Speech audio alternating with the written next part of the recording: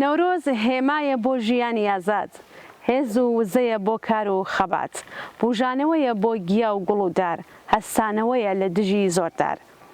نەورۆز پەیامی بەرزی ئینسانە، ڕووناکی بەخشی تاریکستانە. زۆر قەڵای بەرزی تێک شکاندووە نەورۆز، هۆزی هەژاران نەورۆزتان پیرۆز. بینەرانی خۆشەویستی بەرنامەی ئێمە و بینەران سلااوتان لەبێت. ئەم کاتتان باش، زۆر خۆشحاڵین کە جارێکی تر لەگەڵ ڕێزان بە بەرنامەی ئێمە و بینەران دەبینە میوانی ماڵەکانی ئێوەی ئازیز و خۆشەویست. لەلایەن منیشەوە گەرم و گەشترین سڵاوەکانتان پێشکەش بێت. هیوادارم لە هەرکوێ هەن ساق و سڵامت بن و فرسەتیەوەتان هەبێت کە بینەری ئەم بەرنامەیە بن. بەڵێ عزیزان، دوای کلیپێکی شاد کە بە بۆنەی نەورۆز ئامادەمان کردووە دەگەڕینەوە لاتە.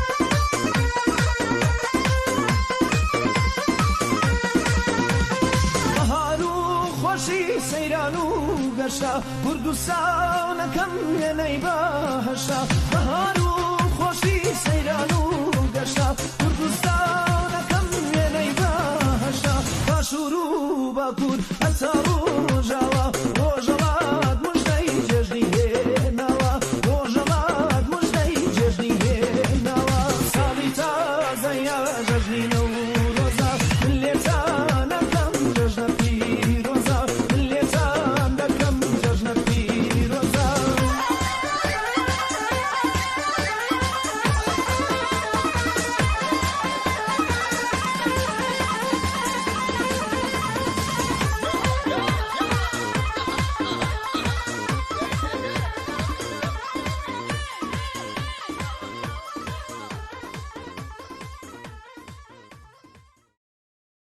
هێشتا لە ڕۆژانی سەری ساڵ و ئاهەنگ و مەراسمەکان بۆ پیرۆزکردنی نۆرۆزداین. بەڕێوەچوونی ئاهەنگ و مەراسمەکانی نەورۆز لە کوردستانی شۆڕژگەر زۆر پێشتر دەستی پێکردو. خەڵکی کوردستان لە شار و شارچکە و گوندەکانەوە لە کۆبوونەوە لە دەوری یەک دەست لە نێو دەستی یەکتر بە شایی و هەڵپەڕکێ جارێکی تر شکۆ و ئیرادەی خۆیان بۆ گۆڕین و بۆ بوژانەوەی ژیان هێنایە سەر شانۆ. ڕاستە هەموو شوێنێک شایی و هەڵپەڕکێ بوو، ئاهەنگ بوو، بەڵام لە ناوەڕۆکدا جگە لەوەی کە نیشانەی دژایەتی لەگەڵ دەسەڵاتێکی کۆنەپارێز بوو لە هەمان کادا دەرخەری ئیرادەی ئەم خەڵکە شۆڕژگەڕە بوو بۆ هەنگاوی گەورەتر ئاهەنگی بەردەوامی شۆڕشی ژن ژیان ئازادی بوو، سەما و هەڵپەڕکێ بۆ گەیشتن بە ئاوات و ئارزوەکان. هەر کات ئەم ئاهەنگە جەماوەریە بخەینە پاڵ مانگرتنە گشتیەکان لە ساڵی ڕابردوو، بخەینە پاڵ بایکوتی لێبڕاوانەی گاڵتەجاڕی هەڵبژاردن و خەینە پاڵ گەلێک حرەکەتی گەورەی جەماوەری لەوانە حرەکەتی بنەماڵەی دادخوازان و دایکانی شۆڕش و بەردەوامی دەربڕینی ئێتراز و ناڕزایەتیەکان ئەم ئیرادە لە وێنەیەکی گەورەتردا دێتە پێش چاومان، ئومیدوارمان دەکات و هانمان ئەدات بۆ هەنگاونان بەرەو ئاسۆیە کە عەزیزانمان گیانیان لە پێناویاندا بەخت کرد، ئاسۆی ئازادی و بەرابەری و بەختەوەری ئینسان لە ژیان. ئاهەنگەکانی نەورۆزی ئەمساڵ لە سەراسەری کوردستانی شۆڕژگەر بۆنەیەک بوو کە خەڵک گوێڕای گرتنی جێژن و دەربڕینی شادی خۆشی لە هەمان کاتدا پێکۆبوون و یەکدەنگی خۆیان جارێکی تر ئەزمون کرد و پەیامی خۆیان بە زمانی شێعر و سرود و گۆرانی و هەڵپەڕکێ بە سەما دەرهێنا ئاڵای سوور و گوڵی سوور جامانە بە پێچەوانەی فەرهەنگی باو لە کۆماری ئیسلامیدا بە گوێی هەموواندا گەیاند. ئەم خەڵکە ئیرادەیان کردووە بە گۆڕینی دۆخەکە و دەیبینین کە هەنگاو بە هەنگاو خەریکن خۆ ئامادە دەکەن، هەروەکو دایکی ستار بەهشتی ئەو کرێکارەوە بلاگنویسەی کە لە ژێر ئەشکەنجەدا گیانی لەدەستا لە بەشێک لە پەیامەکەی ئەمساڵیدا وتی ڕۆڵەکانم نەورۆز بە هیوای ئازادی خەڵکی ئێران جەژن دەگرین، دەسەڵاتی ڕەشی کۆماری ئیسلامی دەیەوێت خۆشەویستی و ئومید لە ناو ببات و خەمۆکی بە هیوایی پەرە پێبدات، بەڵام هاتنی نەورۆز پێمان دەڵێت کە لە هەر تەنووکێک لەو خوێنانەی کە ڕژاون گوڵ دەڕوێن و بەهار لە ڕێدایە. هاوڕێیانمان کلیپێکیان لەم خڕۆشە جەماوەریە لە کوردستان ئامادە کردووە کە پێکەوە دەیبینی.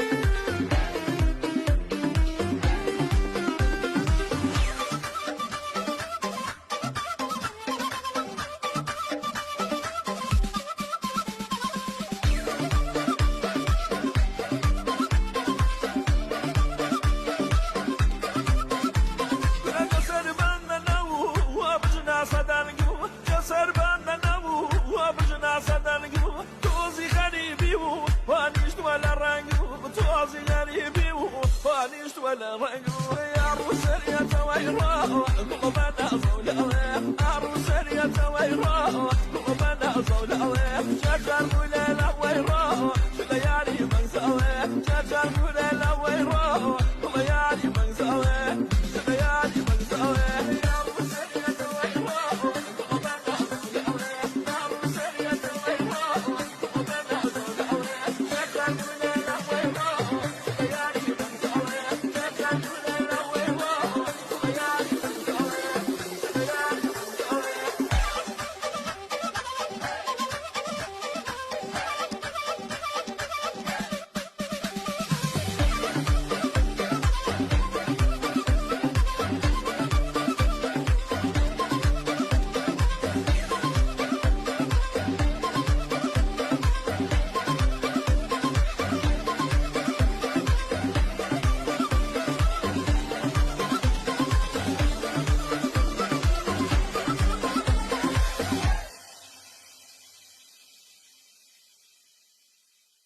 کاکبارام لە نامێکدا کە بۆی نردوێن نووسیەتی مەراسمەکانی ئاهەنگی نۆرۆزی ئەمساڵ لە کوردستان وێنێکی تر لە درێژەی شۆڕشی ژینای خستە بەرچاو هەروەها دەڵێ ئەمە زۆر سرشتیە کە هیچ جوڵانەوەیەک دشت بە سەرکوت و بێمافی بۆ هەمیشە بە هەمان تاکتیکی سەرەتایی ینی ئامادەبوونی سەرشەقامەکان بەردەوام نابێت بەڵام ئایا گۆڕینی تاکتیکی بزوتنەوەکە بە مانای لە ناوچوون و شکستی دێت؟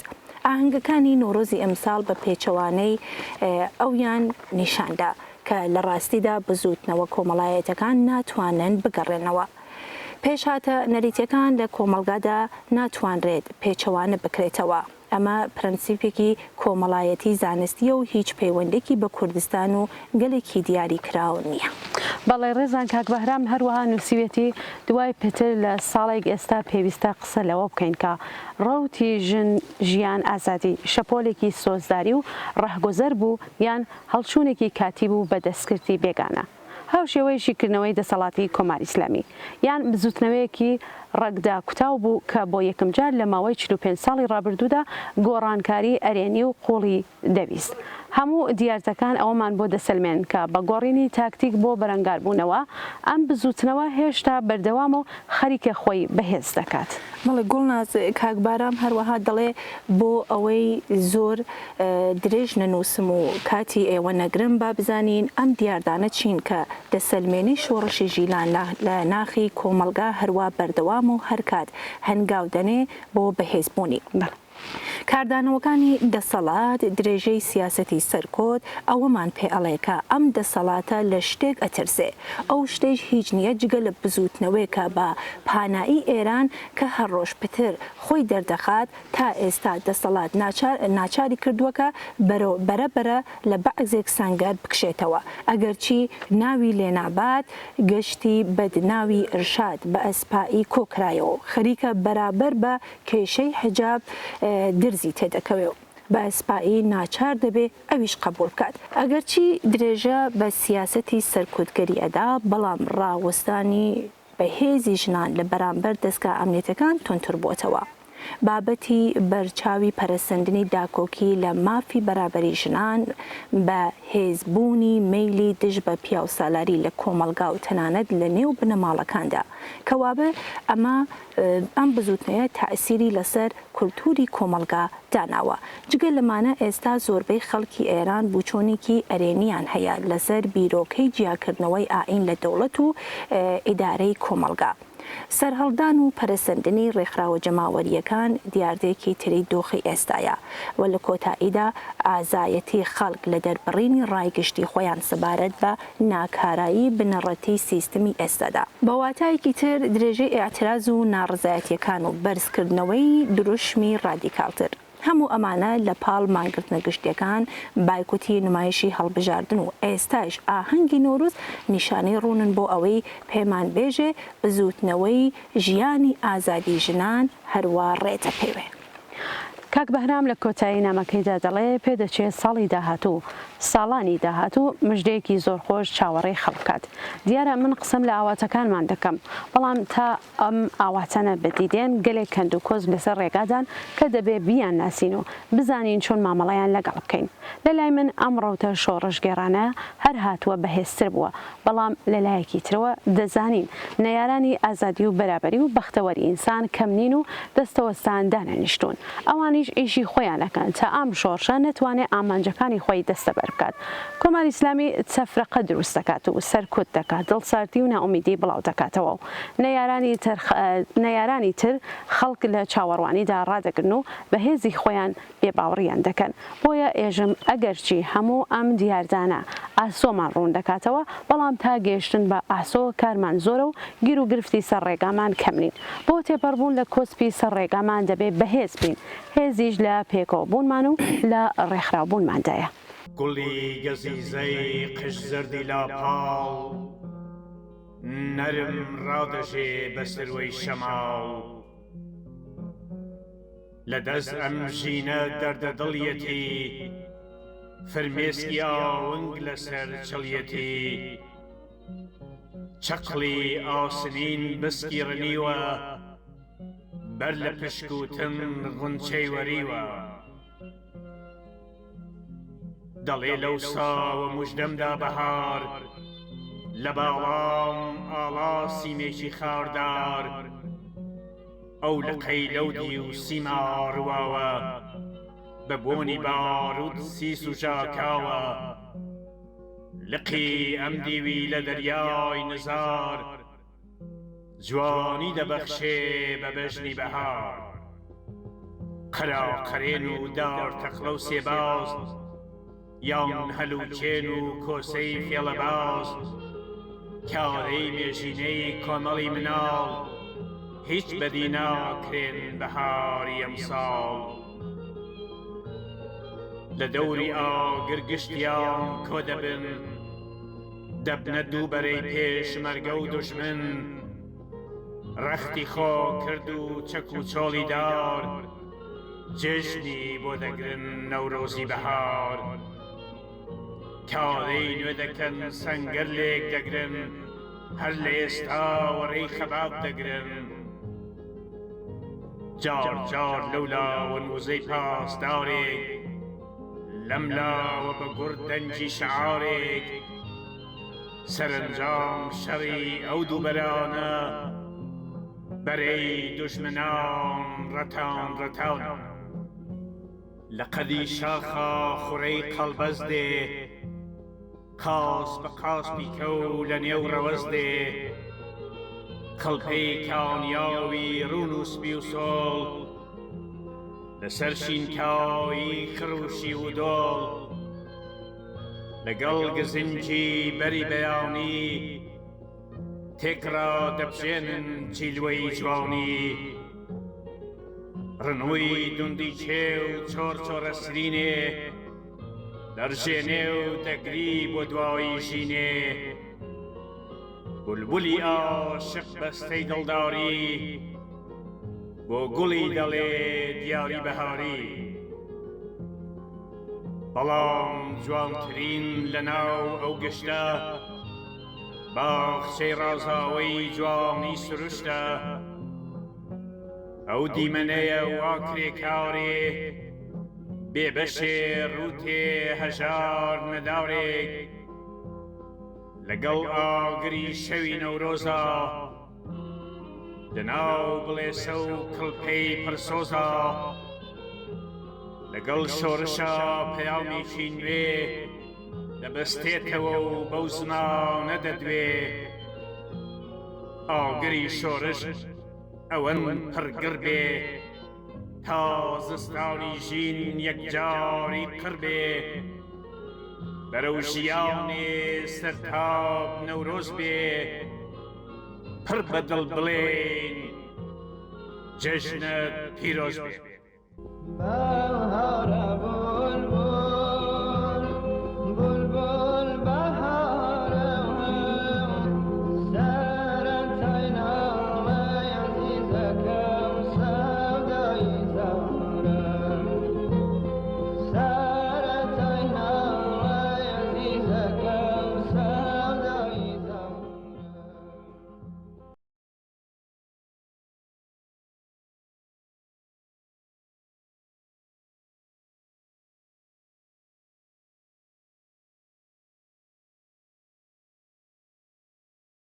کاک پویا لە سنەوە لە نامێکی کوردە نووسیەتی لەسەر مەراسمەکانی جەشنی نۆڕۆز لە کوردستان و هێندە شاری ئێران کە خەڵک ژن و پیا و لا و پیر دەست لە نێو دەستی یەک بە گوڵی سوورەوە و ئاڵای سوور سەمایان کرد تا ئێرادەی خۆیان بۆ بوژانەوەی ژیان لەگەڵ بوژانەوەی سرۆش جەشن بگرن.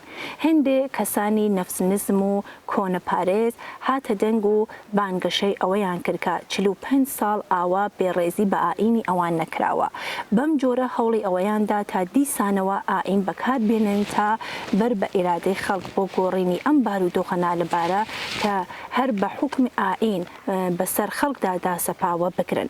ئەوان بەڕاستی کوێرن نابینن کە لە ماوەی 45 ساڵی دەسەڵاتی ئاینی ئەوان خەڵک لە مافە سەرەتایەکانی خۆیان بێبەشکراون نابینن کە لە ماوەی 45 ساڵی ئەم 45 ساڵەدا زمان بڕا قەڵەم شکا و ئینسانی ڕەنجدە لە ژیانی سەرەتایی بێبەشکرا نابینن کە فقر و نەداری باڵی کێشا بەسەر ئەم وڵاتەدا نابینن چەند هەزار خانوادە لە یەک هەڵبژێرا فرمێسکی چاوی باوکو و دایکان نابینن کە تەرمی جگەرگۆشەکانیان دەنێژن ئاهی ئەو باوکو و دایکە هەست پێ ناکەن کە ناتوانن ئاواتی منداڵانیان وەڵام بدەنەوە نا ئەوان کوێر بوون ئاین کوێری کردوون تا ئەم هەموو زوڵم و زۆر و نابەرابەری و بێعەداڵەتیە نەبینن کاکپویا لە درێژەی نامەکەیدا دەڵێ ئەوان واتە ئەم کەسە نەفس نزمانە خۆ گێل دەکەن کە لە وڵاتەدا بە ناوی حکوومەتی ئاینی ماوەی 45 ساڵە هەر ڕۆژە بێحورمەتی بە ئینسان دەکرێت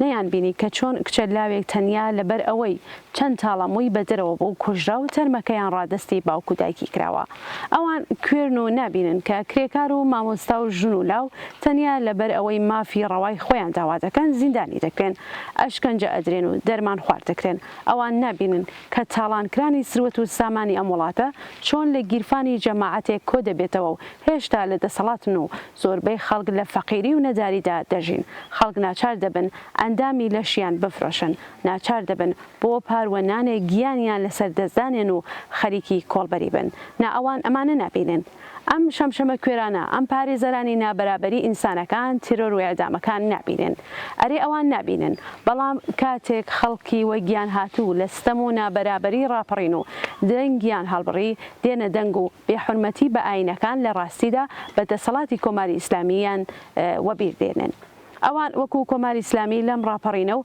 لەم خڕۆشە جەماوەریە دەترسن زمانێک ببورن لەسەر شەقامی شارەکان و زمانێک لە مانگرتنەکان و زمانێک لە ئاعتراز و ناڕزایەتیەکان و زمانێک دژ بە سوکایەتی بە ژنان و ئێستاش لە نەورۆز و سەمای ئەو خەڵکە بۆ ئازادی و بەرابەری دەترسن ئەوان دەترسن کە بەم جۆرە ڕاپەڕین بەهێز دەبێ و خەڵک ئومیدوار دەبن کە ژیان وەستانی نییە دەبێ بگۆڕدرێت و گۆڕانیش لە دەست خۆتی خەڵکدایە دەبێ لە ئاخرەوە ئەوە زیاد بکەم بە کوێرایی چاوی ئەم شەمشەمە کوێرانە خەڵکی کوردستان لانی کەم تا 13 مانگ ئاڵای سوور و گوڵی سوور بە سەما دەردێن و بەهاری ژیانیان جێژن دەگرن بژین خەڵکی ڕاپەڕێوی کوردستانی شۆڕشگەر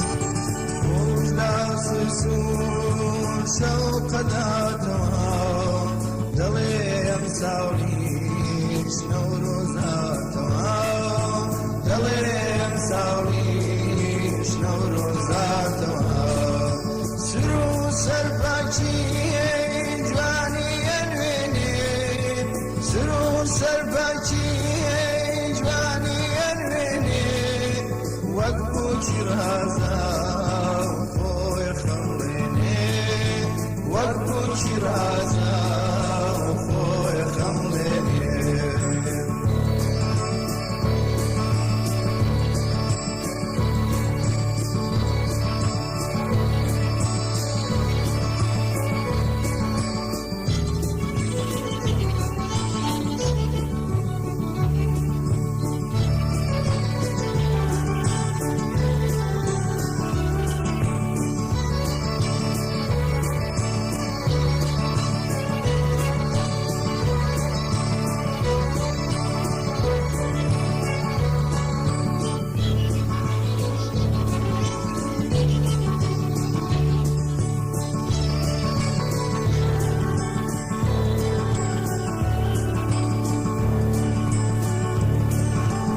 دەشت و کوێستان و لوتکەی بەرزیکێو بزەی بەهاریان کەوتۆتە سەر لێو بزەی بەهاریان کەوتۆتە سەر لێو بەفری توای سەر شاخی خەمبار بەفری توای سەر شاخی خەمبار ئەبێ بەفرمێن چۆر چۆر دێتە خوار ئەبێ بەفرمێن چۆر چۆر دێتە خوار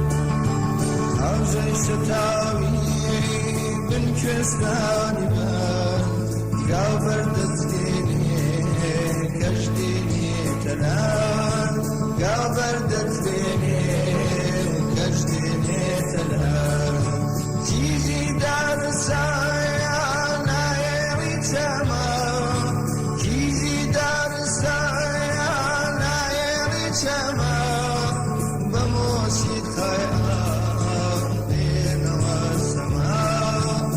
موسیقای آن بینوا سما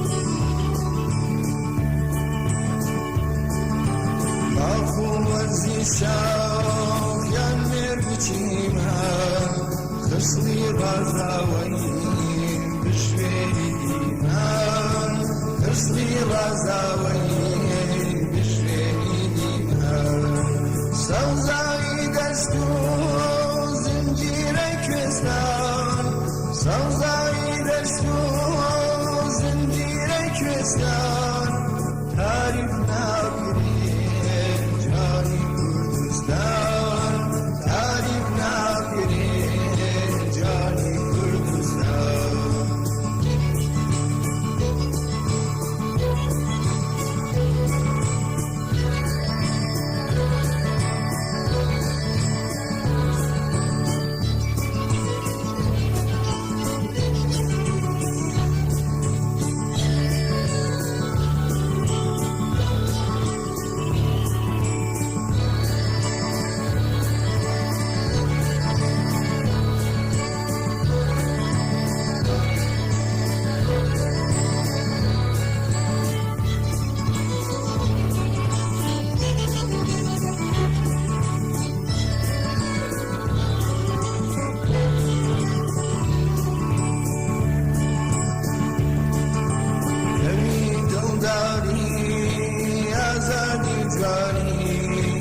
درونی کەی سۆزی گۆرانی درونی کەی سۆزی گۆرانی بەری حەسرەتی دێڵەکەتەوە بەری حەسرەتی دێڵەکەتەوە بانگی پەڕاوپەڕ دەنگداتەوە بانگی پەڕاوپەڕ دەنگداتەوە لەسەر خەندیل و شاوەنەکەرۆ لەسەر خەندیل و شاوەنەکەرۆ ئەڵێ گەلی کورد نەورۆستان پیرۆز ئەڵێ گەلی کورد نەورۆستان پیرۆز ئەڵێ گەلی کورد نەورۆستان پیرۆز ئەڵێ گەلی کورد نەورۆستان پیرۆز. هاوڕێکی بەرنامەکەمان کە خۆی بە ئومیدشی ناساندووە لە مەشهدەوە نامێکی بۆ نردوین. نامەکە بە زمانی فارسی نووسراوە ئێمە بەشێکمان گەڕاوەتەوە سەر کوردی. کاگومید لە سەرەتای نامەکەدا دەڵێ ڕووی قسەی من لەم نامەیە لە کەسانێکەکە لە ناخی دڵیانەوە لە دەسەڵاتی کۆماری ئیسلامی ناڕازین بەڵام هێشتا بە هەر هۆیەکەوە بێ پەیوەست نەبوون بە حرەکەتە جەماوەریەکانەوە کە ڕاستەوخۆ بۆ گۆڕینی دۆخەکە هەنگاوتنێ هێشتا بێجەنگن بەدڵ لەگەڵ ئەو ڕاپەڕینن بەڵام بەکردەوە دوورە پارێزن. ڕوولەم عزیزانە دەکەم و دەڵێم لە بیرتانە ساڵی 67 کاتێک هەزاران زیندانی بەبێ چاوان قەتڵام کران ئێمە نەسڵی ئەو کات بێجەنگ بووین لە بیرتانە کاتێک دادگاکانی ویژە بە ئاسانی بڕیاری کوشتنی ئینسانەکانیان ئەدا ئێمە بێجەنگ بووین. دواتر کاتێک ساڵی 1970 و 1989 زۆرێک لە خۆپیشاندەران کوژران هەر بێجەنگ بووین. زۆرمان بەوە ڕازی کردکە پێمان وابوو دەڕەندەئی درێژە ناکێشێت گوتمان بێتاوان دەچێتە پایدار بەڵام ناچێتە سەردار بەڵام کاتێک تەرمەکان لە زیندانەکاندا هاتنە دەرەوە بۆمان دەرکەوت کە سەبر و بێجەنگیمان کوشەندە بووە. دواتر لە ساڵی 96 خۆپیشاندەران تەقەیان لێکرا ناچار بووین بە بێدەنگی هەواڵەکان بخوێنینەوە و هەشتێکی ناڕەزایەتی بەکاربهێنین. ساڵی 98 خۆپیشاندەران کران بە ئاژاوەگێڕ بەڵام ئەو کاتیش ئێمە نەمان پرسی ئاژاوەگێڕی بۆچی لەسەر چی بێگومان ئاژاوەگێڕی لە سیستم و دەسەڵاتێک کە ئینسان کۆی لە دەکات نەمان پرسی بەرامبەر بە ئەم هەموو ستەم و نابەرابەریە لەکوێوە دەبوو ناڕەزایەتی یاسایی بکەین نەمان پرسی ئەو گەنجە بێزارە لەکوێ دەبوو ناڕەزایەتیەکەی ئاشتیانە دەرببڕێت. دواتر لە ساڵی 1401 ژینا دەست بەسەر و تەرمەکەی ڕادستی بنەماڵەکەی کرا هەندێک کەس بێدەنگی خۆیان شکاند و تەقەیان لێکرا و بە چەقۆیان لێدرا و چوونە زیندان کشەکانمان دەنگیان بەرز کردەوە هاواریان کرد کە خۆشبەختی مافی ئێمەیە ژیان مافی ئێمەیە بەڵام لە نێوانماندا بوون کەسانێک کە گوتیان بێدەنگی خۆی هاوارێکە بەڵام عزیزان باوەڕ بکەن وان نیە بێدەنگی تەسلیم بوونە ملکەج بوونە ترس لە خودای ساختەیە مردنی هەر ڕۆژەیە با بپرسین بۆ ئەمڕۆژ هێشتا لە قاودانی گەندەڵی ناودام و دەستگای حکوومەتی زیندانکردن و ئەشکەنجەندان بەدوایدایە گەندەکاریش هەر لە نووسینگەکەیدا پێمان پێدەکەنێ بۆ زیندان کراوەیە نەبوو گەندەڵکاران بۆ ئەو ژن و پیاوە ئازایە کە لە دژی ستەم و نابەرابەرین با بپرسین بۆچی پارەکانمان ئەوەندە بێبەها بووە بۆچی دزەکان بە ئازادی دەسوڕێنەوە بۆچی بەرپرسانی حکوومەتی مڵک و ماڵیان لە حیساب نایە بۆچی ئەم هەموو کۆچکردنە بۆچی هەڵبژاردنە بێمەدەماکان بۆچی کوشتنەکان بۆچی ئەم مردنە گوماناویانە بۆچی بەرزترین ڕێژەی سزای لە سێدارەدان لە جیهاندا بۆ نایاسابوونی هەر ناڕەزایەتیەک بۆچی دەسەڵاتێکی سەرڕۆ و بێسنوور بۆچی ئەوەندە گیان لە دەستان لە ڕووداوەکاندا بۆچی ئەوەندە ڕێگای نائەمن بۆچی ئێران وشک بووە بۆ دەبێ بترسین ڕاستیەکان بڵین چونکە هەندێکمان عادەتمان کردووە بە بێدەنگ بووین و باوەڕمان وابوو بێدەنگی وڵامدانەوەیە بۆ نادادپەروەری بەڵام دیتمان ئەم نادادپەروەریە لە بێدەنگی ئێمە بەهێزترە هێرشی کردە سەر ماف و ژیانمان.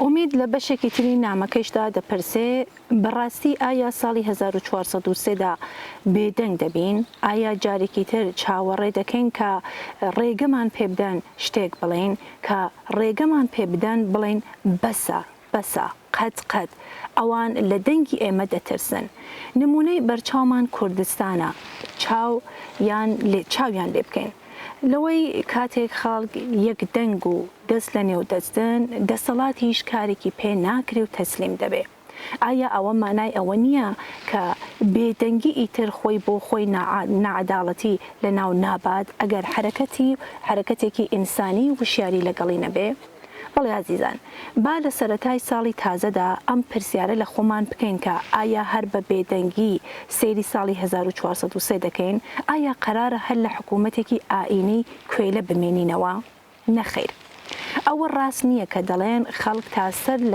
خەڵک تاسەر لەگەڵت نین دەڵێن خەڵک ماندوون دەڵێن سیستمی ئایدۆلۆژی ئەبەدیە دەڵێن ئێران تەحمڵی گۆڕانکاری گرنگ ناکات دەڵێن شەڕ و ئاژاوە دروست دەبێت دەڵێن ئێران دەبێتە سووریا و عێراق ئەمە هەمووی بۆ ئەوەیە تا من و تۆ هەر بێدەنگ بین و هەر کوێلە بمێنینەوە دەمان ترسێنن کە گۆڕانکاری تا ئەوەی هەیە بەردەوام بێت نەخێر ئەمانە هەمووی درۆی دەسەڵاتە تا بێ هیوامان بکات تا دڵساردمان بکات تا لە یەک جیامان کاتەوە تاوە کوێلە بمێنینەوە کاک ئومید لە بەشێکی تری نامەکەیدا کە بە قسەی خۆی ڕووی لەو کەسانەیە کە بێدەنگن دەڵێ عزیزان ئێمە داری بێدەنگی ڕابردوومان دەخۆین داری بیر و باوەڕی هەڵەمان دەخۆین کە دەسەڵاتی ئاینی لە قاویداوە داری ترسە بێبنەماکانمان دەخۆین بە بڕوای من لە سەردەمی پەیوەندیکردنی ئەمڕۆدا هیچ بیانوێکمان نییە بۆ ئەوەی بێدەنگ بین چاوی لێ بکەن ئێمە خۆمان حیزبین و خۆمان ڕێبەرین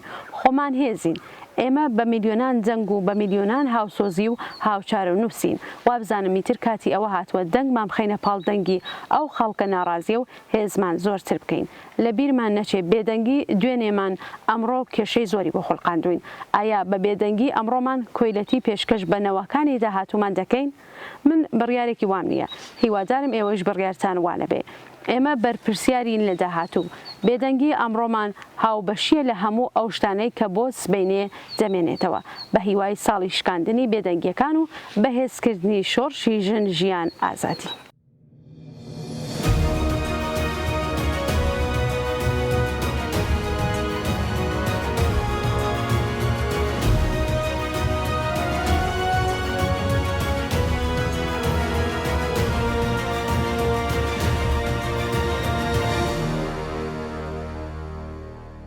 بەڵێ گوڵناز کاک فازڵ لە ورمێوە لە نامێکدا نیگەرانی خۆی لە ئاستی هەوڵی کۆماری ئەسلامی و دەست و پەیوەندیەکانی لە ناوچەکە بۆ تەفرەقەنانەوە نێوان کورد و تورک لە پارێزگای ئازەربایجانی ڕۆژهەڵات دەرخست و نووسیەتی ئاکامەکانی بۆ ناو هەڵبژاردننی مەجلسی جارێکی دیکە ترسی ناکۆکی نێو خەڵک لەو شوێنانە کە تێکەڵاوی زۆرتر وەک ڕۆژئاوای ئازەربایجان بەرز کردوێتەوە کەچی بە بڕوای من ئەم ناکۆکی ساختگیە نێوان خەڵکێکە بە زمانی جیاواز قسە ئەکەن یان لە نەتەوەی جیاوازن هەرگیز و هەرگیز نابێت لە مەترسی دەسەڵاتی کۆماری ئیسلامی کەم بکاتەوە دەسەڵاتەکە لە پێناو درێژەی دەسەڵاتی جیاوازی نەتەوەی زماناوی و ئاینیەکانەوە پەرەی پێدات بەتایبەت کاتێکە دەسەڵاتی کەوتبێتە خەتەرەوە ئەم جیاوازانە لە ڕێگای جۆرا و جۆر و بە بیانووی جۆراجۆر باوەشن دەکات و هەرچی ئاورەکەی خۆش بێ قازانجی شێدا دەکات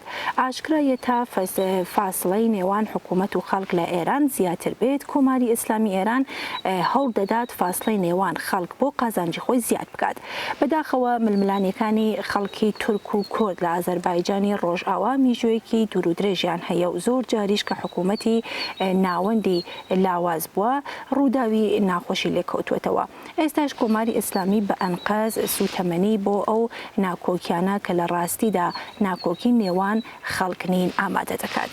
فازڵ لە بەشێکی تری نامەکەیدا نووسیوێتی بەڕای من هەڵەیەکی گەورە دەبێ ئەگەر ئەم ناکۆکیە ساختگیانە لە نێو خەڵکدا سوتەمەنی بدرێت. هەڵەیە ئەگەر هەڵبژاردننی چەند نوێنەری بێخاسیەتی کورد لە گاڵتەجاری هەڵبژاردننی خولی 12 لە پارلەمانی زۆر بێخاسیەتتر لە ورمێ و سڵدوز و ماکۆ بخرێتە ئەستۆی بەشێکی تری خەڵک و ناکۆکیەکان چەرسەر بگرێتەوە خەڵک ئەگەر چی بە زمانێکی جیاواز قسە دەکەن یان ئاینێکی جیاوازیان هەیە و ڕەنگە نەتەوەی جیاوازیان هەبێت یان تەنانەت ڕەگەزی جیاواز و ڕەنگی پێستی جیاوازیان هەبێت بەڵام هەموو مرۆڤ و مافی یەکسانیان هەیە بۆ ئەمڕۆ لە داهات توی ئێراندا چارەنووسی خەڵکی ئەمڕۆ لەوەدایە کە پێکەوە دەست لە نێودەستی یەک بۆ ئازادی یەکسانی خوشکگوزەرانی و بەختەوەری بۆ خۆیان و منداڵەکانیان تێبکۆشن و مەجال نەدەن بە بەرزکردنەوەی جیاوازی ساختگی ئەم چارەنووسە هاوبەشە کز و لاواز بێتەوە. هاندانی جیاوازی لە هەر ئاستێک و لەژێر هەر بیانوێکدا لە ڕاستیدا ئیرادەی کۆماری ئیسلامی بەدیدێنێت. لە بیرمان نەچێ ئەندازیاری نمایشی هەڵبژاردن لە ئازەربایجانی ڕۆژاوا لەلایەن دامەزراوە ئیتلاعاتیەکانی کۆماری ئیسلامیەوە ئەنجامدرا. کاندیداکان بە کورد و تورکەوە نوێنەری خەڵک نەبوون و نین. ئەم کەسانە پێشتر لەلایەن ئەم دام و دەستگایانەوە هەڵبژێردراون و دەچنە ناو ئەو پارلەمانەوە کە شێریعەت بە سیاسەتەکانی کۆماری ئیسلامی دەدات کە لێوارە تیژەکەی دژ بە خەڵکی کرێکار و زەحمەتکێشە بە کورد و تورکیەوە. لە ڕاستیدا بە بڕوای من چکون بۆ ناو ئەو مەجلسێکە نەتەنیا نیشانەی هیچ سەرکەوتنێک نییە بە پێچەوانەوە نیشانەی شەرمەزاریە بۆ ئەو کەسانە.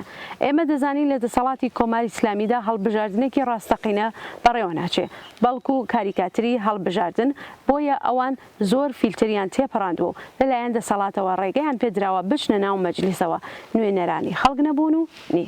کۆماری ئیسلامی ئێران لە یەکەم ڕۆژی هاتمە سەرکاریەوە تاکتیکی تەفرەقە بێنداز و حکوومەتکوونی بەکارهێناوە. ئەم تاکتیکە لە ناوچەی غیرە فارسەکان و لە شوێنانی کە پێکهاتەی نەتەوەئی تێکەڵاویان هەیە بەکارهێنراوە و ئازەربایجانی ڕۆژئاواشێکەکە لەو ناوچانە کە مەترسی بەڕێوەچوونی ئەم سیاسەدا دژ بە خەڵکەی لێ دەکرێت.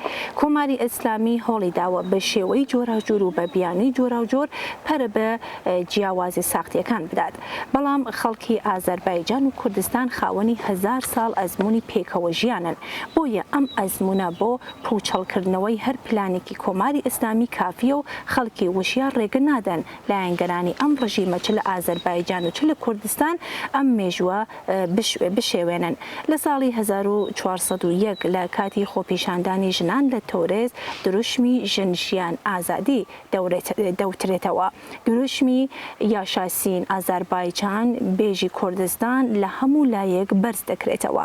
هەروەها بڕێکی بەرچاو لە دەرمان و فریاگوزاری سەرەتایی لە تۆرێز لەلایەن چالاکانی مەدەنی کۆکرایەوە بۆ ئەو کەسانەی کە لە ململانەی لەگەڵ هێزەکانی کۆماری ئیسلامیدا بریندار بوون ڕەوانەی مەهابات کرا.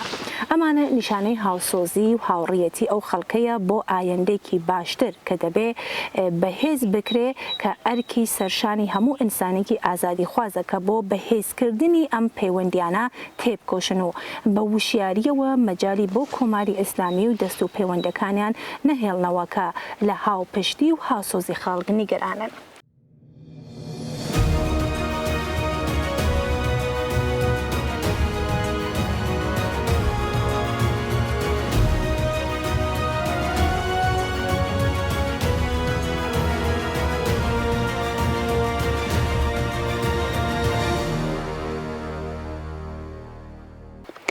ڕێزان کاک موحسێن پرسیارێکی لە بابەت گوشار و هەڕەشەکانی کۆماری ئیسلامی ئێران بۆ سەر هەرێمی کوردستان عێراق و لایەنە سیاسیەکانی جێگیر لەم هەرێمە لێ کردوین و دەڵێ بە نیگەرانیەوە چاو لەم بابەتە دەکەین و هیوادارین کە حکوومەتی هەرێمی کوردستان هەست بە بەرپرسیارەتی ئەم بابەتە بکات و بزانێت کە هێزە سیاسیەکانی جێگیر لە هەرێمی کوردستان هێزگەلێک نین جیا لە خەڵکی کوردستانی ئێران یان ڕۆژهەڵات. ئەوان هەڵقوڵاوی خەباتێکی دوور و درێژن کە دژ بە داگیرکاری و سەرکوتگەری کۆماری ئیسلامی لە کوردستانی ڕۆژهەڵات بۆ سەلماندنی مافی چارەی خۆنووسین بەرهەم هاتوون. زۆر سپاس لە کاک موحسێنە بێ و ڕاستیە دووپاتکەینەوە کە هەڕەشە و گوشارەکانی کۆماری ئیسلامی دژ بە هێزە سیاسیەکان لە هەرێمی کوردستان بەشێکی گیان نەکراوەیە لە هەمان سیاسەتی سەرکوتی لە ناخۆی ئێران و کوردستان کە دەسەڵاتی کۆماری ئیسلامی بەردەوام بەڕێوەیە بات. کەوابوو نابێت چاوەڕوانی ئەوە بکەین کە کۆماری ئیسلامی واز لەم هەڕەشانە بێنێ. هەروەها کە نابێت چاوەڕوانی ئەوە بکەین کە واز لە سیاسەتی سەرکوت لە ناخۆ بێنێ.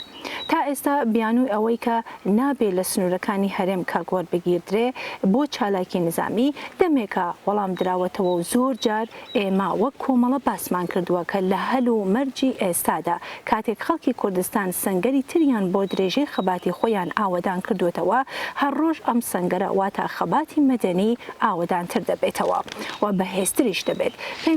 پێویست بەوە ناکات سەنگەری شەڕی چەکداری کارا بکرێ.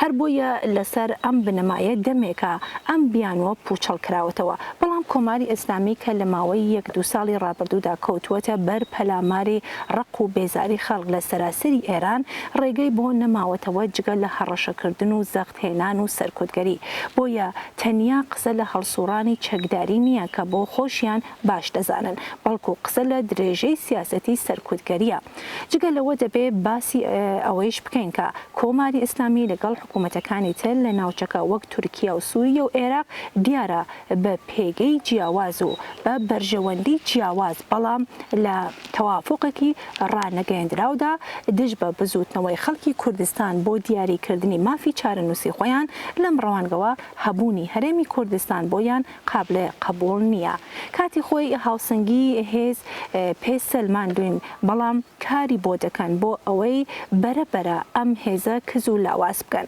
کە وابوو کۆماری ئیسلامی لە درێژەی هەڕەشەکانی بۆ سەر هەرێمی کوردستان دوو مەبەست بەرچاو دەگرێت یەکەم درێژەی سیاسەتی سەرکوتگەری ناخۆیی و دوم کز و لاوازکردنی قوارەی هەرێمی کوردستان تا تێکدانی ئەم هەرێمە ئەلبەت بەداخەوە کێشە و ناکۆکیەکانی ناخۆی هەرێمیش مەجالی زۆرتری بۆ حکوومەتەکانی ناوچەکە فراهەم کردووەتە بە بیانی و جۆر بە جۆر سیاسەتەکانی خۆیان پێشبەرن ئێمە وتومانەوە هەرواشمان کردووە کە لە هەرێمی کوردستان چالاکی نظامی ناکەین و ئوردوکاکەمان غیرە نظامیە بەڵام دەبێت زۆر بەڕوونی و ئاشکرا ئەم ڕاستیە دووپات بکەینەوە کۆمەڵا هەر ئەم ژمارە پێشمەرگە و کادر و ئەندامانە نین کە لە دەرەوەی وڵات جێگیر بوون و چالاکی سیاسی دەکەن کۆمەڵا بزوتنەوەی مافخوازانەی کوردستانە بزوتنەوەی خەڵکی کرێکار و زەحمەتکێشە بۆ دابینکردنی ژیانێکی ئینسانی بزوتنەوەی ژنانە بۆ کۆتایی هێنان بەبێ مافی و هەڵاواردنە بزوتنەوەی مامۆستایانە خوێندکاران و لاوانە بۆ گەیشتن بە دنیایەکی پڕ لە هیوا و سەربەستی بزوتنەوەی چالاکوانانی ژینگە و هەروەها چالاکوانانی ئەدەبی و هونەریە بۆ وەلانانی کۆنەپەرستی و جێخستنی فەرهەنگی پێشڕە و ئینسانی لە کۆمەڵگا کەوا بوو خیاڵی کۆماری ئیسلامی بەڕاستی خاوە کە پێی وایە بە هاویشتنی چەند درۆن و موشک دەتوانێت ئەم بزوتنەوەیە کەس بکات هەروەها بە ئەوەیش بێژم کە دیارە دوژمنمان هارە بەڵام ئەم هەڕەشە و گوشارانە و ئەم شەڕە کە دژی خەڵکی ئێران بەگشتی و خەڵکی کوردستان بە تایبەتی خسوێتی ڕێ نیشانەی بەهێزبوونی نییە بابەتەکە زۆر ڕوونە کۆماری ئیسلامی کە خۆی بەهێزی یەکەم لە ناوچەکە دەزانێ ئەم هەموو لەشکەرکێشیە بۆ کوردستان بۆ چییە دیارە دەترسێ بەڵام ترسەکەی کە ژێر هاتوو هاواردا دەشارێتەوە دیارە دەترسێ بەڵام ترسەکەی لە ژێر هاتوو هاواردا دەشارێتەوە دیارە لە گۆماوی قەیرانی سیاسی و ئابووری کۆمەڵایەتیدا پەلەقاژێ دەکات بۆ دەربازبوون لەم قەیرانانە ڕێگە لە پەلەقاژێکردن بە هێزی سەرکوتی دۆزیوەتەوە بۆیە دەست دەوەشێنێ کارێکی تر ناتوانێت بکات دەگرێ دەکوژێ و هەر ڕۆژە نمایشی نظامی وەڕێ دەخات و موشەکەکانی دێنێتە سەر شەقام بەڕاستی دەسەڵاتێک کە باوەڕ بەخۆی بێ کاری واتەکات دیارە دەبێ وریابین دیارە دەبێ ڕێگایەک بۆ درێژەی ئەرکەکانمان دەستنیشان بکەین کە زەرەری کەمتری بێ بەڵام ئاخرچی ئەوە ئێمە و خەڵکی ئێران و کوردستان نین کە دەبێ جوابی ئەوە بدەینەوە تەکلیف ڕوونە ئەم دەسەڵاتە نامۆیە لەگەڵ ژیان و گوزەرانی خەڵک نامۆیە لەگەڵ مافی سەرەتاییەکانی خەڵک نامۆیە لەگەڵ هەر شتێک کە بوونی ئینسانیەت بدات کەوابوو دەبێ بڕوات ئەوەی کۆماری ئیسلامی دەبێ بیلەوە بکاتەوە کە ئاخرەکەی چییە تاکەی سەرکوت چەندە دەتوانێت بگرێ و بکوژێت دەبێ بیلەوە بکاتەوە دەرز لێ مێژوو بگرێت کام دەسەڵاتی سەرکوتگەر تا سەرماوە کە کۆماری ئیسلامی ئەوی تریان بێت.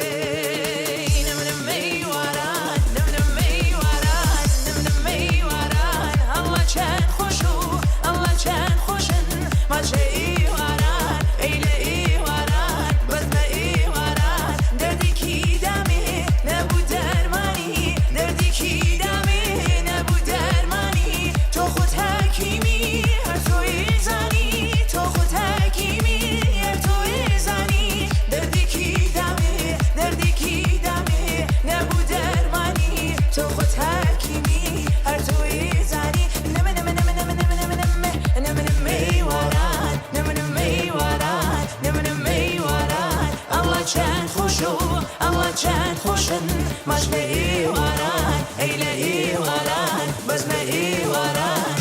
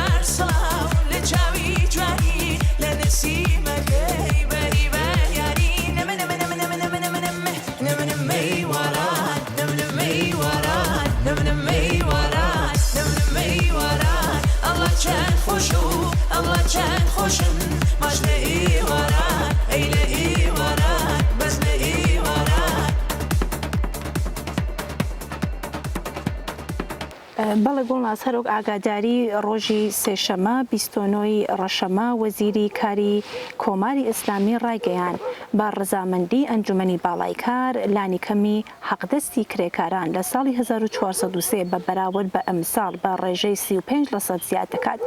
بەم جۆرە و پێدەچێت لەگەڵ هێندێ مەزایای تر ئەم حەقدەستە بگات بە 11 میلیۆن لە مانگێکدا. نامۆبوونی ئەم بڕیارە لەگەڵ ژیانی کرێکاران تا ڕادێک بوو کە تەنانەت بەناو نوێنەری کرێکاران کۆبوونەوەی ئەنجومەنی باڵای کرێکاریان بەجێ هێشت و ئامادە نەبوون بڕیارنامەکە واژۆ بکەن. هاوکات ناوەندی ئاماری ئێران لە دوایین راپۆرتی خۆیدا ڕێژەی هەڵاوسانی بە 42.5% ڕایگەیاندووە. ئەمە لە حاڵێکدایە کە چالەکانی کرێکاری چەند مانگێکە پێداگری لەسەر ئەوە دەکەن کە حەقدەستی کرێکاران لەسەر بنەمای هەڵاوسانی 42% ڕاگەیاندرا و واتە لانیکەم 25 میلیۆن تمەن دەبێت. بەڵێ ڕێزان بەپێی مادەی 41 یاسای کار دەبێت حەقدەست و یارمەتیەکانی کرێکاران لەسەر بنەمای ڕێژەی هەڵاوسانی ڕاستەقینە لە وڵاتدا حساب بکرێت. دەزانین کە هەڵاوسان یان تەوەڕوومی ڕاستەقینە زۆر لەوە زیاترە کە ڕادەگەیەندرێت. لە چەند ڕۆژی ڕابردوودا بە ناوی نوێنەرانی کرێکاران جەختیان لەوە کردوێتەوە کە هیچ هیوایەکیان بە زیادکردنی موچە لەسەر بنەمای هەڵاوسان نییە. هەڵمەتێکی ئۆنلاینیان بۆ داواکردن دەست پێ کردووە لەم هەڵمەتەدا 15 میلیۆن تمان وەکو کەمترین موچە دیاری کراوە کە زۆر دوورە لە ڕێژەی ڕاستەقینەی هەڵاوسان. بەم جۆرە ئەم بەناو نوێنەرانە بەنیازن هاوسەنگیەک دروست بکەن کە لە ئاکامدا کرێکار تێدا زەرمەند دەبێت. کەمترین حەقدەستی کرێکاران بۆ ساڵی 1403 کە بە 11 میلیۆن تومان دیاری کراوە لە کاتێکدا کەمترین تێچووی ژیان لە تاران زیاتر لە 30 میلیۆن تومانە و لە شارەکانی دیکەش نزیکەی 20 میلیۆن تومانە. جگەلەوە زۆرێک لە شارەزایان پێیان وایە لە ساڵی داهاتوودا ڕێژەی هەڵاوسان لە 50% تێبدەپەڕێت. بەڵێ. ڕێوڕسمی فریودرانەی زیادکردنی لانیکەمی حەقدەست پێش کۆتایی ساڵ بە مەبەستی چەواشەکردن و شاردنەوەی ئەو ڕاستیەکە نمایشی حکوومەتی لانیکەمی حەقدەست هیچ پەیوەندێکی بە ژیانی زۆرینەی چینی کرێکاری ئێرانەوە نییە. لەم ڕۆوە کرێکارانی ئێران نابێت هیچ خۆشباوەڕیەکیان بەم کایەقی زەونە هەبێ و نابێت ببنە بەشێک لەم گەمەیە. دیاریکردنی لانیکتەمی حەقدەستی ساڵانە کاتێک دەتوانرێت مانادار بێت کە یەکەم زۆربەی هەرە زۆری چینی کرێکار و موچەخوەران لە چوارچێوەی یاسای کاردا دامەزرا بێتن. دووهەم دامەزراوی ڕاستەقینە بە مەبەستی بە دوواداچوون و لێکۆڵینەوە لە جێبەجێکردنی لانیکەمی حەقدەست بە بەشداری نوێنەری ڕێکخراوە سەربەخۆ کرێکاریەکان بوونیان هەبێت.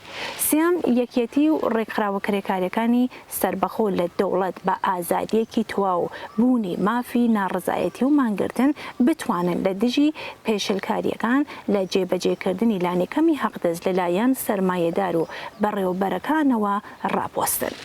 بزوتنەوەی کرێکاری ئێران ئێستا زیاتر لە ڕابردوو پێویستی بە خۆڕێکخستنی بەربڵاوترە گشتگیرتر و یەکگرتوانەتر هەیە بۆ ئەوەی بتوانێت بەرامبەر بە یاساکانی شەڕ بوەستێتەوە و پوچەڵیان بکاتەوە.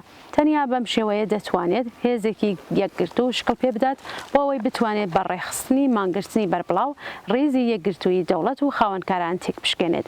پێکێنانی یەکێتی کەرتە جۆر بە جۆرەکانی کرێکاری پێکێنانی فیدراسیۆنی خاوەن پێگەی بەربڵاو بەهێزی کرێکاری لە زمرەی پێویستە هەنووکەیەکانی خەبات و ناڕەزایەتیەکانی ئەمڕۆی کرێکارانی ئێرانە.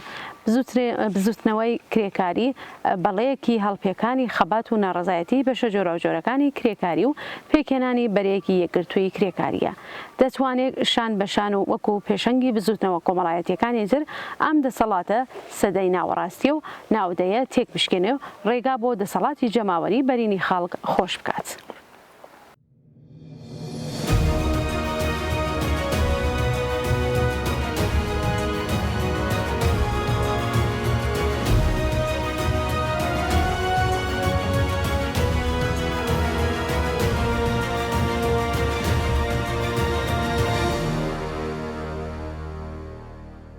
کاک بیستۆن پرسیاری کردووە ئەوە ڕاستە کە ئێران هێزی بە وەکاڵەتێکی بەفراوانی لە ناوچەکەدا هەیە بەڵام ئاستی کاریگەری و پەیوەندەکانیان وەک یەک نییە. راپۆرتگەرێک بڵاوکرانەتەوە کە نیشانی دەدەن کۆماری ئیسلامی لە هۆڵی کۆنتترۆلکردنی ئاستی گرژی و ئالۆزیەکان بەتایبەت لەگەڵ ئەمریکادایە. ئایا ئەم گروپە ملیشیانە فەرمانەکانی ئێران جێبەجێ دەکەن؟ وەکو کاک بیستۆن باسی کردووە ئاستی پەیوەندی و تەئسیردانانی کۆماری ئیسلامی لەسەر ئەم گروپانە جیاوازە وەلەیەک ئاستانی مەسەلەن ئاستی پەیوەندیەکان لەگەڵ حیزبوڵڵا یان هەشتی شعبی لە عێراق تا ڕادێ فەرقی هەیە لەگەڵ ئەوانی تر. بەڵام پەیوەندیەکانی کۆماری ئیسلامی لەگەڵ هەمویان لە ئاستێک بەهێزە و ئەو گروپانە ڕێوشۆنی جدی بۆ داخوازیەکانی کۆماری ئیسلامی دەگرنە بەر چون ئەم دەسەڵاتە بە پاڵپشتی سیاسی و لۆجستیک و نظامی خۆیان دەزانن کە ئەلبەت هەرواشە. نزیکەی هەموو ئەم گروپە نیابەتیانە لە ناوچەکە تا ئێستا ئەوەیان ڕەچاو کردوێتەوە کە کۆماری ئیسلامی داوایان لێکردوون. بەڵام بە کەسبوونی جێگە و پێگەی کۆماری ئیسلامی بەتایبەت لە ناوخۆ وردە ئەم تەئسیر و کاریگەریە خەریکە کەمتر دەبێتەوە. بە هەمووی ئەمانەوە پرسیاری سەرەکی تەنیا ئەوە نییە کە ئێران ئەم گروپانە کۆنتترۆل دەکات یانە. پرسی سەرەکی ئەوەیە کە کۆماری ئیسلامی هەزینەیەکی زەبەلاحی بۆم گروپانە تەرخان کردووە کە جارێ بەنیاز نییە دەستی لێ هەڵگرن. بۆیە جارێک کۆماری ئیسلامی بە پاڵپشتی خۆیان دەزان و لەم جۆرە بارودۆخانەدا گوێ لە ئێران دەگرن. کەوا بوو زۆربەی ئەو گروپانە هێڵی سووری ئێران دەزان و جارێ تێپەڕی ناکەن ئەگەرچی ئاسی پەیوەندیەکانیان فەرقیش بکات. با منیش ئەمە پرسیارە بە پرسیاری کاک بیستۆن زیاد بکەم. تا ئێرە وا دیارە کە هەموو ئێران و هەم ئێران و هەم ئەمریکا جەق لەوە دەکەنەوە کە نایانەوێت گرژیەکان لە ناوچەکە فراوانتر بکەن. بەڵگەکانیش ئەمە پشتڕاست دەکەنەوە. بەڵام دەزانین کە داوای شتێک مەرج نییە بە مانای جێبەجێکردنی بێت. هەندێک جار شەڕەکان بە حسابێکی هەڵە دەست پێ دەکەن. ئایا نابێت نیگەران بین لەوەی کە ئۆپراسیۆنێکی ئەم گروپانە ئاگری شەڕ هەڵبگرتنێت؟ بەڵێ ڕێزان هەمیشە ئەگەری ئەوە هەیە کە دۆخەکە لە دەست دەربچێت بەڵام لە 5 مانگی ڕابردوو لە گەرمەی شەڕی ئیسرائیل دژ بە خەڵکی فلستین ئەمە ڕووی نەداوە.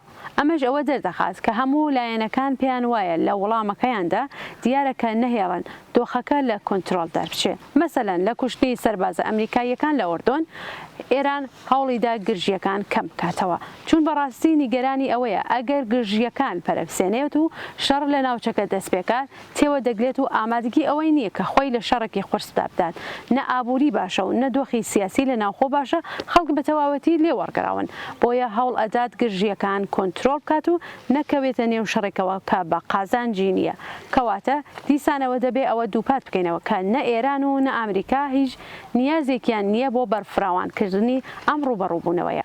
تەنانەت ئیسرائیلیش بە بڕوای من سەرڕای ئەو هەڕەشانە کە هەیبوو هێشتا پێویستی بە چوونە ڕوبەڕووبوونەوەیەکی فراوانتر نابێت. پێمان وایە ئیسرائیل بتوانێت بەرگری تەقینەوەیەکی گەورەتر بگرێت چونکە ئەوە ئەمریکاییەکانن پشتیوانی دەکەن و تویانە ئێمە شەڕێکی ناوچەیمان ناوێت. لە هەواڵەکانیشیاندا هاتبوو کە ئەنجومەنی ئاسایش بڕیاری ڕاگررتنی شەڕی سەرنجام پەسەند کرد. ئەمریکا کە تا ئێستا چەند جار مانەعی پەسەندکردنی ئەم بڕیارە بوو ئەم جاریان بێدەنگ بووە. هەموو ئەمانە پێمان ئەڵێن هەم ئێران و هەم ئەمریکا و هاوپەیمانە ناوچەییەکانیان دەیانەوێت کۆنتترۆلی ئەو ئاشتیانە هەبێت کە دەگوزارێت، بەڵام هەروەکو باسکرا لەوانەیە هەڵێکی محاسباتی دۆخەکە چێک بدات. بەڵام لەم ماوەیەدا شاهدی زیادبوونی هێرشەکانی ئیسرائیل بووین بۆ سەر ئامانجەکانی سووریە و لوبنان کە لە هەندێک حاڵەتدا فەرماندە باڵاکانی سەربازی ئێران کوژان. هەروەها حیزبوڵڵا هێرشی بەرپەرچدانەوەی ئەنجام داوە. چۆن دەتوانین ئەو ئەنجامە بگەین بۆ ئەنجامە بگەین کە لایەنەکان هیچ پلانێکیانە بۆ فراوانکردنی گژیەکان؟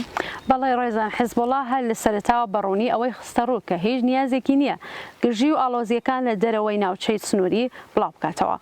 بەلەبەر چاوگرتنی ئەوەی کە حیزبوڵڵا گژیەکان زیاد ناکا، ئیسرائیل فەرماندەکانی ئەم گروپە دەکوژێت لەبەر ئەوەی کە دەزانێت حیزبوڵڵا چاوی لە پەرەپێدانی گژیەکان نییە. یەکێک لە پرسە گرنگەکان لە هەر جۆرە ڕوبەڕووبوونەوەیەکدا ئەوەیە کە نازانرێت لایەنی بەرامبەر چۆن وەڵام ئەداتەوە، بۆیە زۆر بە وریاییەوە هەڵسوکەوت دەکرێت، بەڵام کاتێک زانرا ئیتر بابەتەکە فەرق دەکات. حیزبوڵڵای لوبنان بەڕوونی ئەوەی خسوەتە ڕوو کە هیچ نیازێکی نییە گژیەکان پەرەپێ بدات. ئیسرائیل ئەمانە ئەزانێ، بۆیە دەست ئاواڵاتر هێزی خۆی بەکاردێنێت.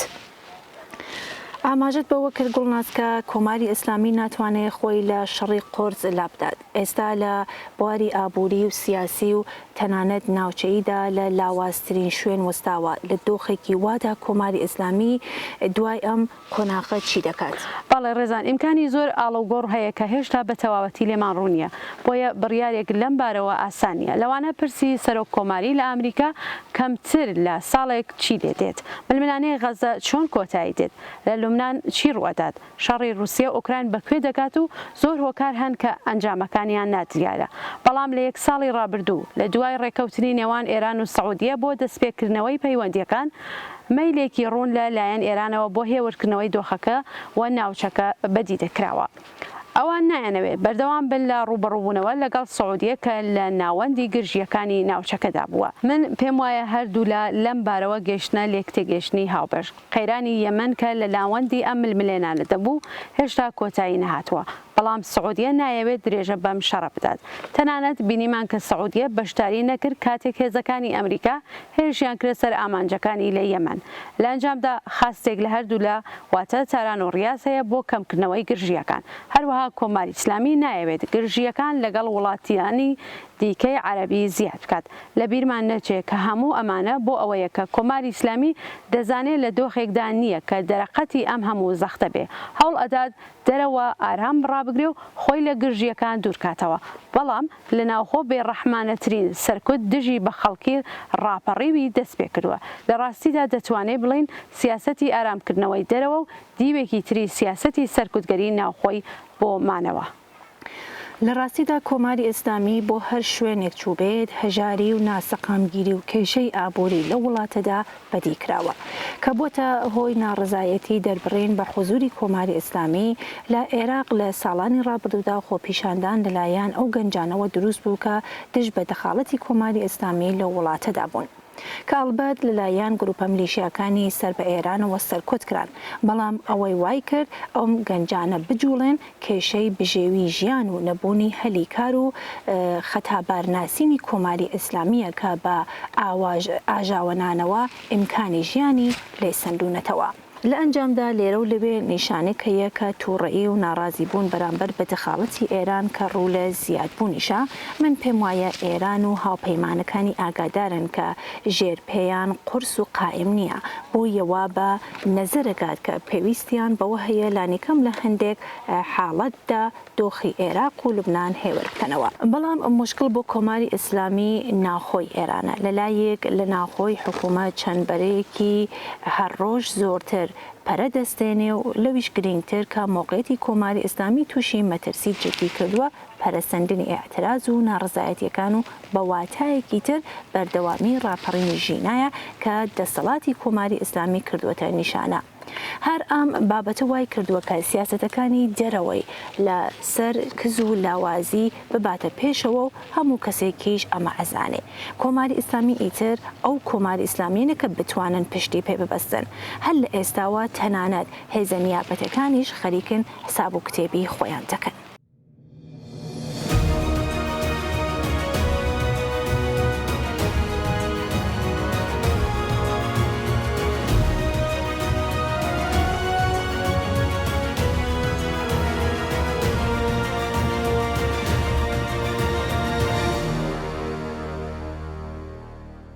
هاوڕێ پەرویز لە کرماشانەوە لە نامەیە کووردا باز لە ئەگەرەکانی ساڵی داهاتوو دەکا و دەڵێ هەمووان بە هاتنی ساڵی تازە هیوای ژیانێکی خۆشمان بۆ یەکتر خواست. ئەمە هیوایەکی جوانە و لە ڕاستیدا ئەم هیوایە هێز و توانامان پێدەبەخشێ کە هەوڵ و تێکۆشانمان چڕکەینەوە بۆ ئەوەی لەم هیوایە نزیک بینەوە. ساڵی تازەمان لە کوردستان باش دەست پێ کرد. خۆشی جەماوەری لە ڕێوڕسمەکانی ساڵی تازە ئەم هیوایە بەتینتر کرد. بەڵام بە تۆزێک لە ساڵی داهاتوو وردبینەوە و تا بەرچاوڕوونیمان بێ و بزانی دەبێت چی بکەین و خۆمان چۆن ئامادە بکەین بۆ بەرەنگاربوونەوە لەگەڵ گیر و گرفتەکان. بەگشتی وەڵام بەم پرسیارە کە ساڵی داهاتوو چۆن دەبێ و ڕەوتی ڕووداوەکان بەرەو کوێ دەچێ ئاسان نییە و ناکرێ و ممکن نییە لەم بارەوە بڕیاری قەتعی بدرێ. بەڵام بە زانستی ئەمڕۆی و ڕێزبەندی کێشە سیاسی کۆمەڵایەتیەکان لە ئێرانی ژێردەسەڵاتی کۆماری ئیسلامی دەکرێت بیر لەوە بکەینەوە کە ساڵی داهاتوو کێشە سەرەکیەکان چه ڕێگایەک دەگرنە بەر. هاوڕێ پەرویز دەڵێ با لە کۆماری ئیسلامیەوە دەست پێ بکەین. ساڵی داهاتوو ڕۆتی ڕوو لە کز و لاوازبوونی ئەم دەسەڵاتە ئیدامە پەیدا دەکات. لە بواری ئابووریدا هیچ گۆڕانکاریەکی جددی ڕەچاو ناکرێ و تەنانەت ئەگەر کۆماری ئیسلامی بتوانێت زەختە سیاسی و ئابووریەکان لەوانە تەحریمەکانیش لەسەر خۆی سوک بکات لەوانە نییە زەخت و گوشە لەسەر ژیانی خەڵکەم بێتەوە. لە بواری سیاسیدا ئەگەری پەرەسەندنی کێشە ناخۆیەکان حکوومەت زۆرتر و لەوانەیە دیسانەوە لەگەر سەڵهەردانی ئۆپۆزیسیۆنی ناوخۆی حکوومەت لە شکل و قەوارێکی تردا ڕوبەڕووبین. بەتایبەت ئەگەری ئەم دوو ڕووداوە لە بەرچاو بگرین، یەکەم مەرگی خامنئی و کێشەی جێنشینی ئەو و دووهەم هەڵبژاردننی سەرۆک کۆماری لە ساڵی داهاتوودا. جگە لەمانە ئێعتراز و ناڕزایەتیەکان هەروە بەردەوام دەبێت. فاصلەی نێوان حکوومەت و خەڵک زۆرتر پەرەدەستێنێ و خەڵک بوێرانە ناڕزایەتی دەردەبڕن. دەتوانین بێژین ئاستی دەربڕینی ئەم ئێعتراز و ناڕزایەتیانە هەنگاوی زۆرتر دەنێ.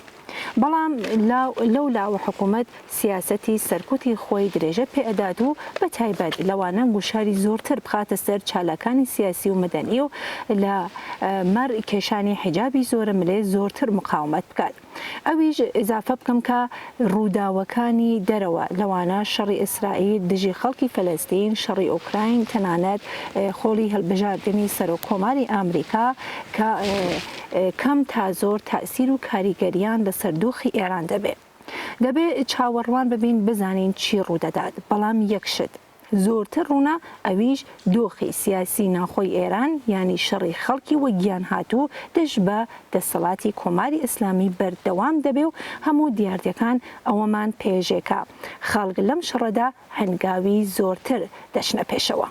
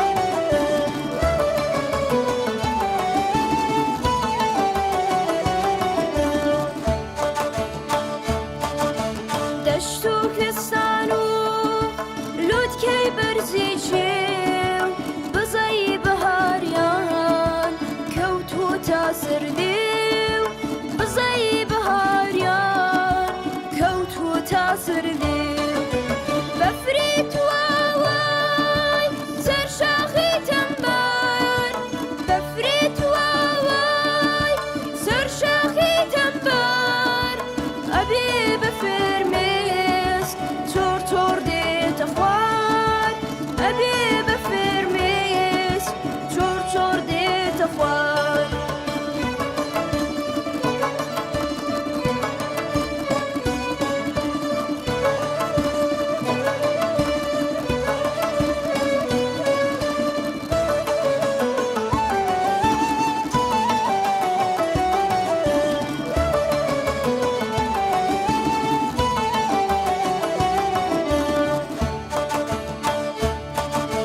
کەبی دڵداری ئازادی و جوانی دەرونی کەیدی سۆزی گۆرانی دەرونی کەیدی سۆزی گۆرانی لەسەر قەندیل و شاو و ناکارۆز لەسەر قەندیل و شاو و ناکارۆز ئەڵێ گەلی کورد نەورۆستان پیرۆز ئەڵێ گەلی کورد نەورۆستان پیرۆز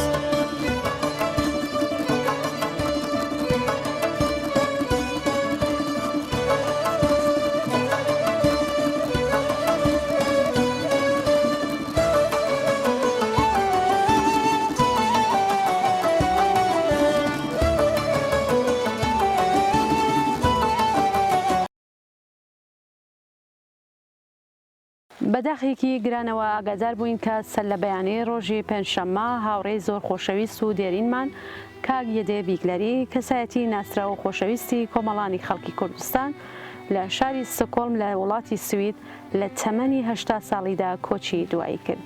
بیستنی ئەم هەواڵە هەموو هاوڕێیانی کۆمەڵە و حزبی کۆمۆنیستی ئێران لە قوڵایی دڵەوە خەمبار کرد.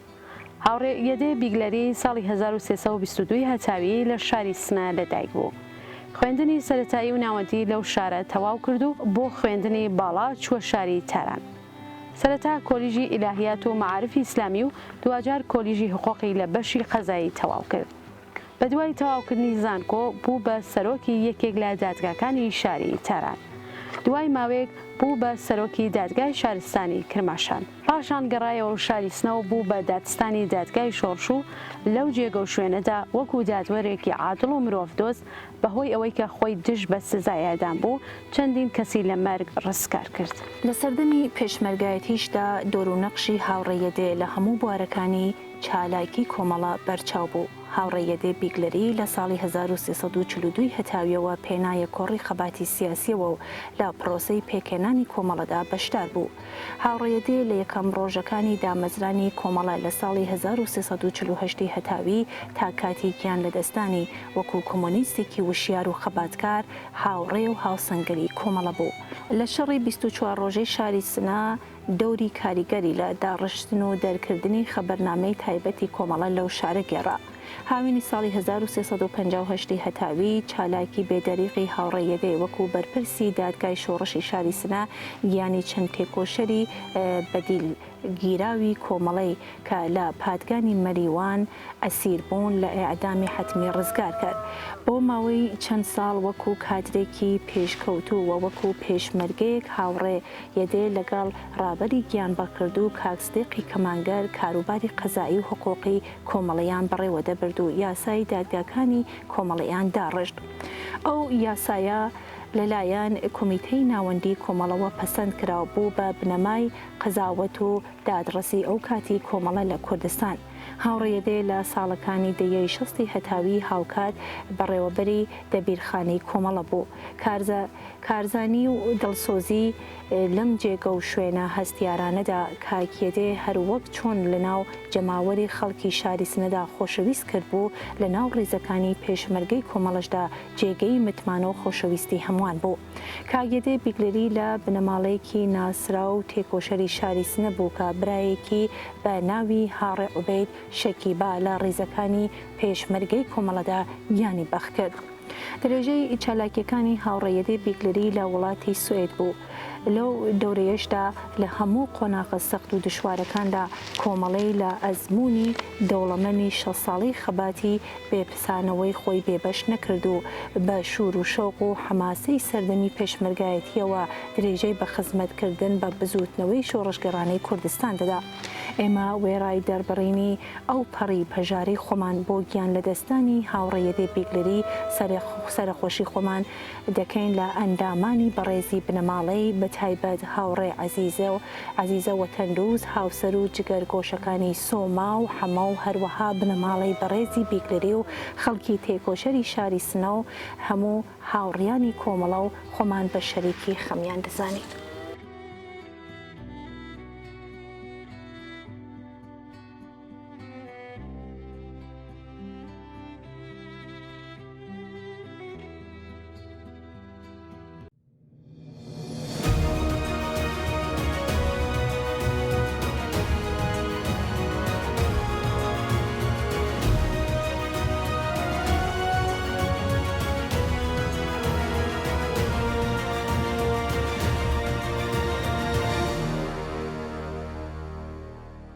بەڵێ بینەرانی عزیز و خۆشەویست بەم جۆرە لەگەڵ ڕێزان هاتینە کۆتایی بەرنامەیە ئێمە و بینەران کە پێشکەش بە ئێوەی خۆشەویستمان کرد.